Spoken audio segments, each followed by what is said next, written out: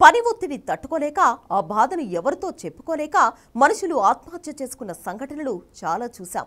కానీ ఓ మెషిన్ ఆత్మహత్య చేసుకోవడం ఎప్పుడైనా చూసారా? కానీ ఇదే ఘటన దక్షిణ కొరియాలో జరిగింది. పని ఒత్తిడి తట్టుకోలేక ఓ ఇంట్లో సర్వెంట్గా పనిచేస్తున్న రోబో ఆత్మహత్య చేసుకుంది. దక్షిణ కొరియాలో ఇప్పటికే చాలా మంది తమ ఇళ్లలో పని మనుషులకు బదులు రోబోలను వాడుతున్నారు. ఇంట్లో పని మనిషి చేసే అన్ని పనులు ఈ రోబో చేస్తుంది. ఇలాగే ఓ ఇంట్లో సివిల్ సర్వెంట్గా పనిచేస్తున్న రోబో ఇలా మెట్లపై నుంచి దూకి ఆత్మహత్య చేసుకుందని అధికారులు చెబుతున్నారు. కొన్ని రోజుల నుంచి గ్యాప్ లేకుండా పనిచేయడంతో రోబో ఇలా ప్రాణం తీసుకుందని ప్రత్యక్ష సాక్షులు అంటున్నారు. ఆత్మహత్య చేసుకోవడానికి కొన్ని నిమిషాల ముందు రోబో చాలా వింతగా ప్రవర్తించిందని ప్రత్యక్ష సాక్షులు చెబుతున్నారు.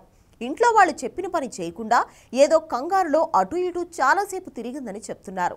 ఏదో వెతుకుతున్నట్లుగా బయటకు వెళ్లి 2వ ఫ్లోర్ మెట్ల మీద నుంచి 1వ ఫ్లోర్ మెట్ల మీదకు దూకేసిందని చెప్తున్నారు. అలా పడిపోవడంతో రోబో ముక్కలైపోయింది. ఆ ముక్కలను సేకరించిన అధికారులు రోబోను తయారు చేసిన కంపెనీకి వాటిని పంపించారు. దక్షిణ కొరియాలో ఇప్పుడు ఇదే హాట్ టాపిక్ గా నడుస్తోంది.